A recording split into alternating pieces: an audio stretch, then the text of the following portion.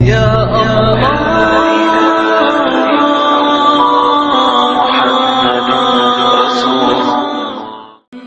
اعظم ہند حضرت مفتی کفایت اللہ رحمۃ اللہ علیہ کو اطلاع ملی کہ فلاں گاؤں نعوذ باللہ مرتد ہو گیا ہے۔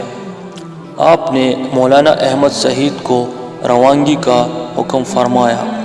مولانا احمد سعید نے گاؤں پہنچ کر حالات معلوم کیے، دریافت کیا کہ یہ آریہ لوگ ان گاؤں والوں سے کیا کہتے ہیں، وہ کیسے بہکاتے ہیں۔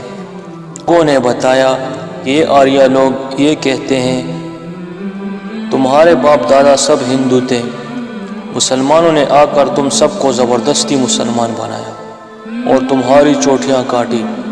مولانا احمد سعید نے جلسے کا اعلان کیا اور جب لوگ جمع ہو گئے تو کھڑے ہو کر فرمایا، آج اس گاؤں میں آ کر ایک بہادر قوم کے سپوتوں سے مل کر میں بے انتہا خوش ہوں۔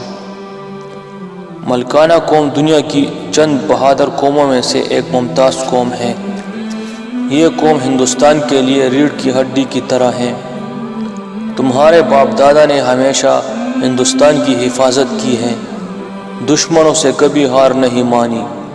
اور بھائی، مجھے ان لوگوں پر بڑی حیرت ہوتی ہے جو تمہارے باپ داداؤں کو تمہارے منہ پر ہی بزدل اور ڈرپوک کہتے ہیں، اور تم جو ان سرماؤں کی اولاد ہو، ان بہادر افراد کی اولاد ہو، سنتے بھی ہو اور برا بھی نہیں مانتے۔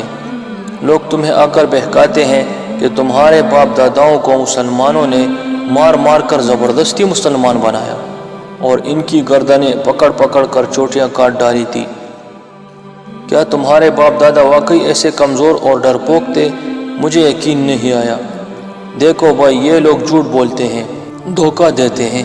سچی بات تو یہ ہے کہ تمہارے باپ دادا سے کوئی آنکھ بھی نہیں ملا سکتا تھا، وہ اسلام کو ایک اچھا اور سچا دین سمجھ کر ہی مسلمان ہوئے تھے۔ کیا اب تم اپنے سچے دین کو چھوڑ کر اپنے باپ داداؤں کی روحوں کو صدمہ نہیں پہنچا رہے ہو؟ تقریر ختم ہوتے ہی لوگ پھر مسلمان ہونے لگے۔ ایسے ہوتے تھے ہمارے اکابرین اور ان کی تقریریں۔